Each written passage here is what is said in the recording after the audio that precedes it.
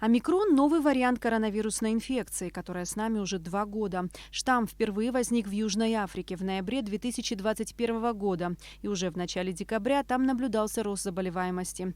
Омикрон распространяется быстро, он заразнее дельты, но у большинства переносится, как показывает статистика, легче. Инкубационный период у омикрона короче, чем у дельта. Значит, если дельта 5-7 дней, то омикрон, здесь тоже противоречиво немножко. Одни ученые говорят от 3 до 5 дней.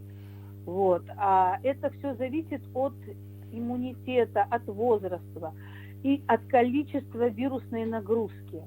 Будем так считать. Некоторые могут заразиться от 1 до 3 дней, другие от 3 до 5. Клинические симптомы омикрона практически не отличаются от симптомов других штаммов. Соответственно, таким же остается и лечение. Терапевтические протоколы, применяемые к предшественникам нового штамма, используются и при омикроне. Даже несмотря на более легкую форму течения заболевания, вызванную штаммом омикрон, при этом должны соблюдаться все правила, которые были соблюдены при других штаммах. То есть, прежде всего, это профилактика тромбоэмболических осложнений. Клинические симптомы, вызванные штаммом омикрон, практически, еще раз говорю, не отличаются от симптомов при других штаммах, но можно предположить, что все-таки это омикрон тем, что более легкое течение. То есть гипертермия держится всего максимум 1-2 дня.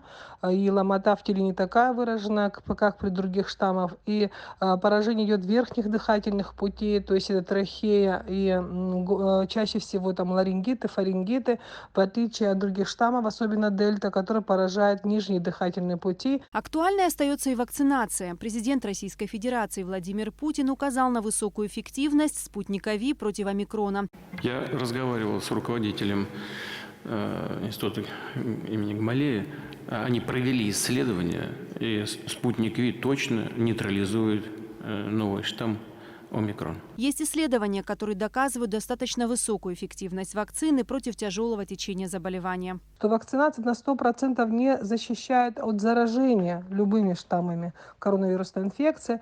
Однако коронавирусная инфекция у пациентов привитых протекает намного легче и без тяжелых осложнений, чем у пациентов, которые не были вакцинированы. Ученые продолжают исследования омикрон-штамма. Прошло мало времени, чтобы понять, каким будет постковидный синдром у переболевших омикроном и будет ли он вообще. Длительность заболевания, вызванная штаммом омикрон, гораздо короче, чем длительность заболевания, вызванная другими штаммами. Однако все равно этот вопрос пока остается открытым и недостаточно изучен. Поэтому безопаснее было бы для нашего населения соблюдать те протоколы, которые мы использовали раньше. То есть минимальный срок изоляции – это 14 дней, а максимальный – 21 день. Основная профилактика заболевания коронавирусной инфекцией и защита – это на первом месте это вакцинация. И на втором – это масочный режим. Медики вновь и вновь напоминают, что при первых симптомах ОРВИ необходимо обращаться к врачу. Самолечением заниматься нельзя.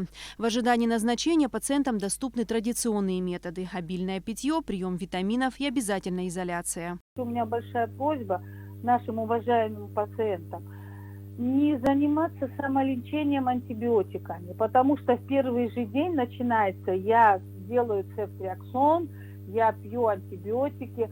Пускай, пожалуйста, они запомнят, что антибиотики на вирусы не действуют. И когда если идет какое-то осложнение, то потом уже лечить, когда человек принимает антибиотики сам, потом врачам очень тяжело. Меры профилактики сегодня не только не теряют своего значения, но становятся как никогда актуальными. Ведь омикрон – более заразный вариант коронавируса. Эсма Гуланзе, Абхазское телевидение.